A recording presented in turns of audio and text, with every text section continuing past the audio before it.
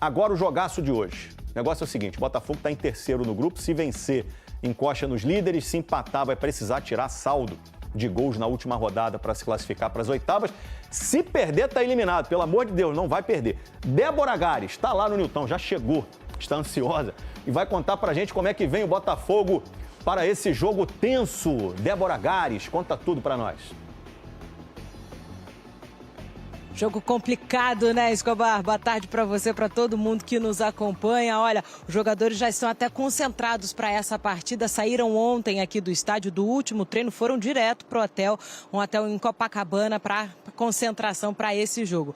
O técnico Renato Paiva deve repetir a escalação utilizada no jogo de domingo, aquela goleada por 4-0 sobre o Internacional, mantendo o Jefinho na ponta esquerda, o Cuiabano na ponta esquerda, o Jefinho pela direita. Deu certo e, além disso, ele continua ainda com muitos desfalques, né? Bastos, Barbosa, Matheus Martins, Mastriani, Savarino continuam fora por conta de lesão. A provável escalação deve ficar assim, ó. John no gol, Vitinho na lateral direita, Jair e David Ricardo na dupla de zaga, Alex Telles na lateral esquerda. Os volantes, Gregory e Marlon Freitas no meio-campo e também o Jefinho, o Cuiabano, o Arthur e o Igor Jesus. Esse deve ser o provável time, Escobar.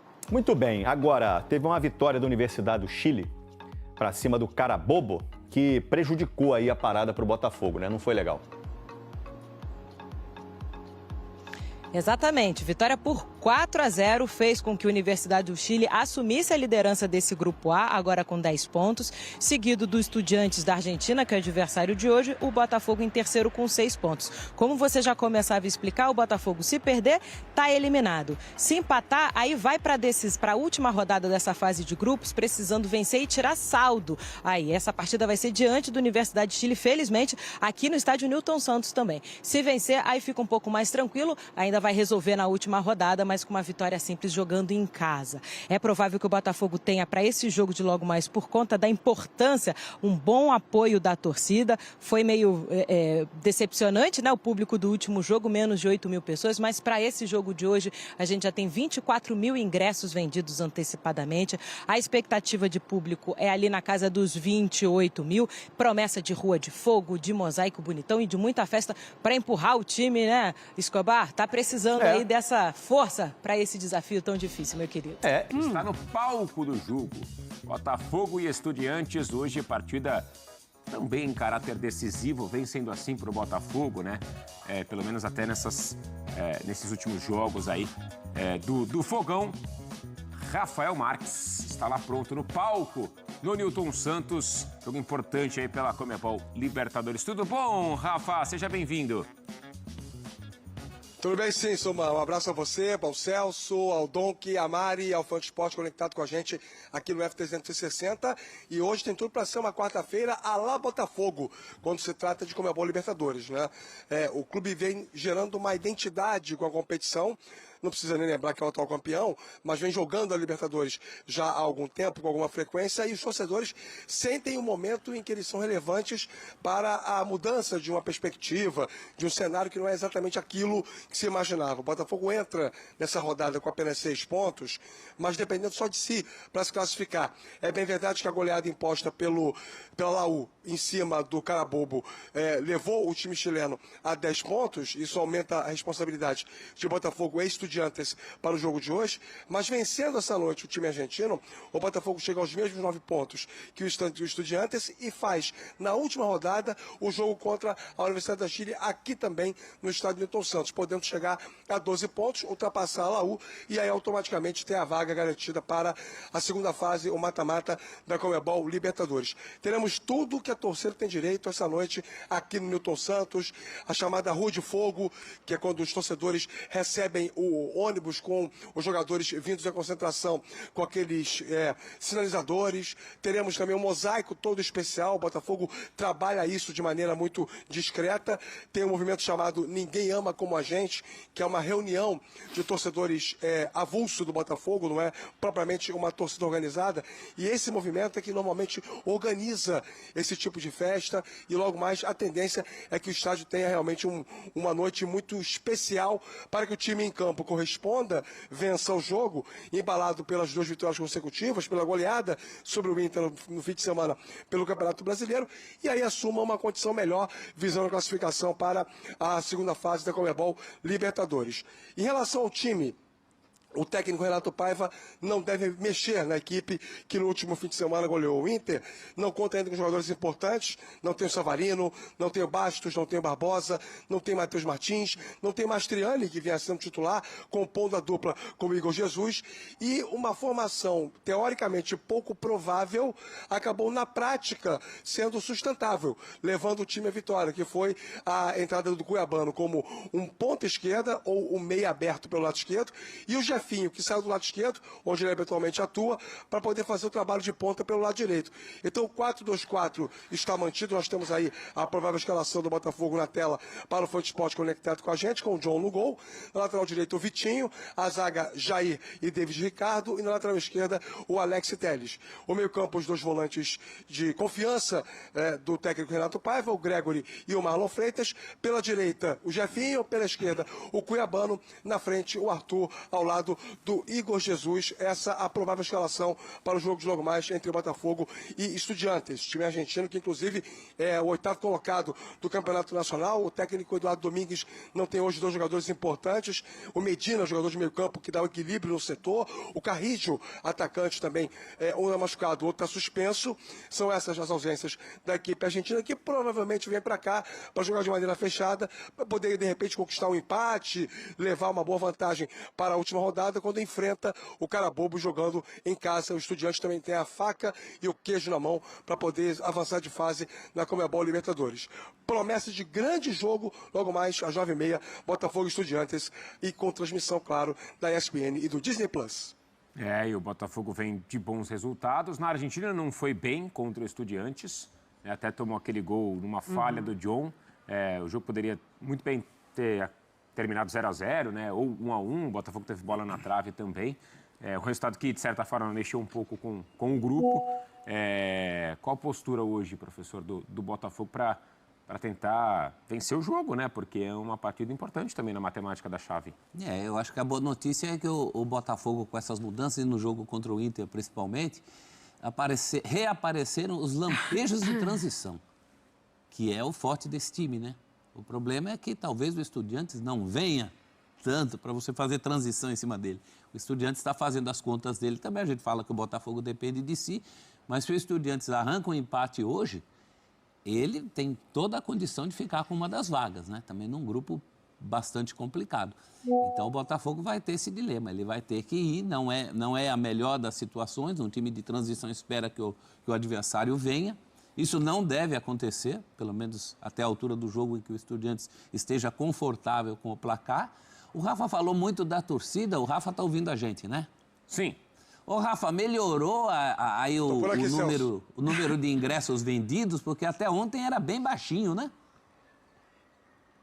A primeira parcial que o Botafogo divulgou foi de 17 mil ingressos. Muito pouco. Ontem foram vendidos mais alguma coisa, em torno de 4, 5 mil ingressos. Então, assim, a venda antecipada, a capacidade aqui do Newton Santos é 45 mil.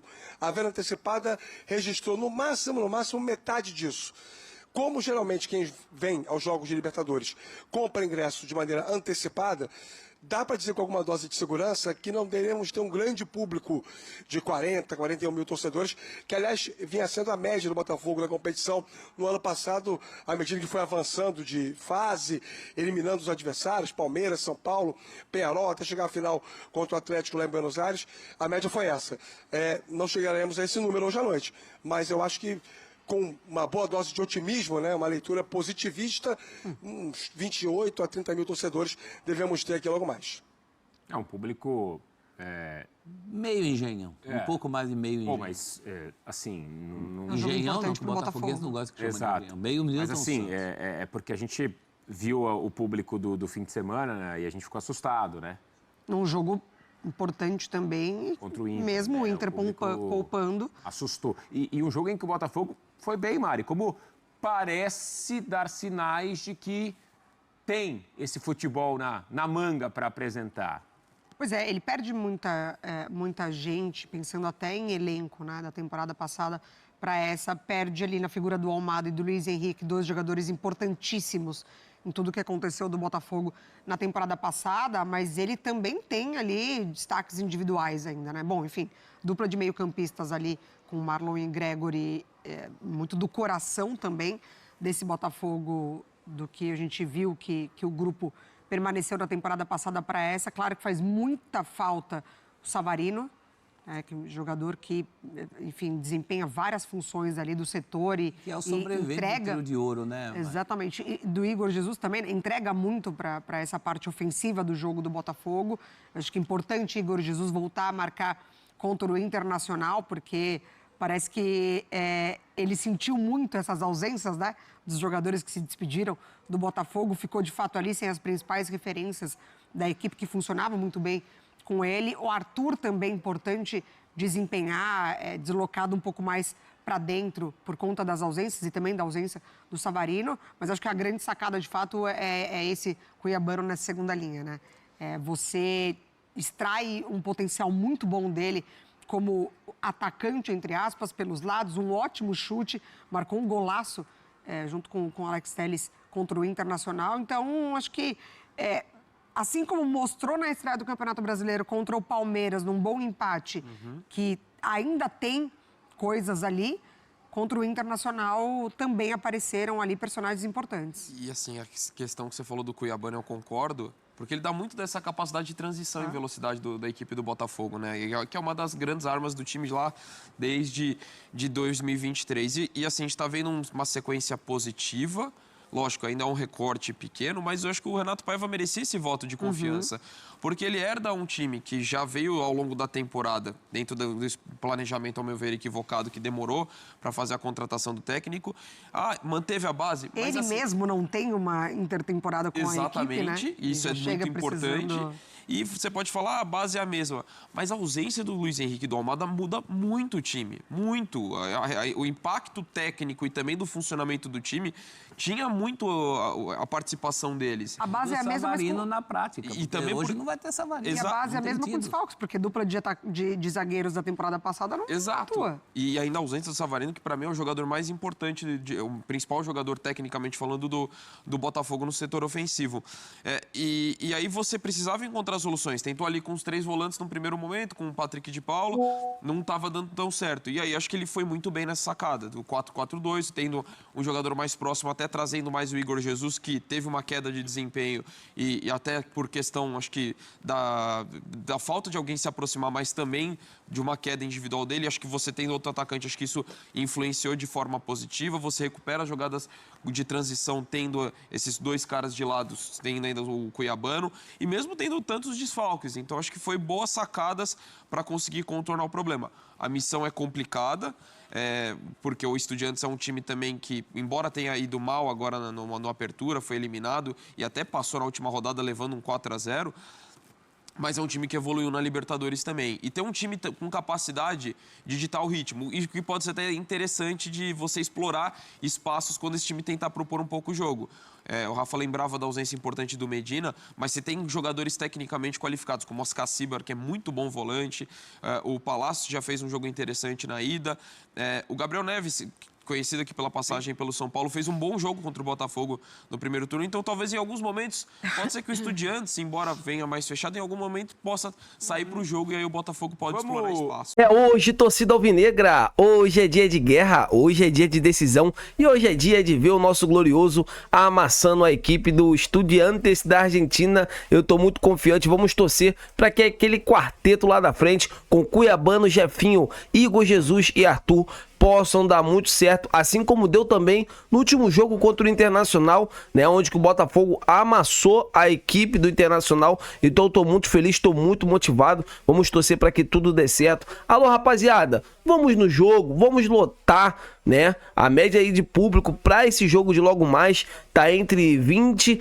a 30 mil pessoas, é muito pouco. Vamos colocar 40 mil no Newton Santos e só a vitória interessa. O Botafogo tem que ganhar ganhar essa partida de qualquer jeito e o meu placar vai ser 2-0 Fogão. Quero saber, né, a opinião de todos vocês. E falando sobre Mercadão da Bola, quero falar sobre uma possível chegada de um jogador, né, que já atuou no nosso rival aqui do Rio de Janeiro, que se trata do meio-campista Andrés Pereira. O John Textor vem analisando, né, jogadores que possam jogar naquela função ali, possam dividir responsabilidade com o Savarino, né? É um jogador que assim tá lesionado, não entrará em campo hoje, né? Vai mais um desfalque ao lado dele. Barbosa também está fora, então assim, há uma grande expectativa de que o Botafogo possa fazer uma janela de meio do ano assim sensacional e pode trazer sim, né, o Andrés Pereira, que é um jogador que não irá ficar no Fulham da Inglaterra. Jogador interessa o John Textor e ele se destacando com a camisa do Botafogo poderá voltar à Europa, assim como foi o Thiago Almada, e performar ainda mais com a camisa do Lyon. Então eu quero saber de vocês, amigas e amigos, seria uma boa ver, né, o Andrés Pereira com a camisa do Glorioso? Deixa aqui nos comentários pra gente estar debatendo sobre esse grande assunto. Eu tô indo nessa, se inscreva no canal, deixa o like e até a próxima!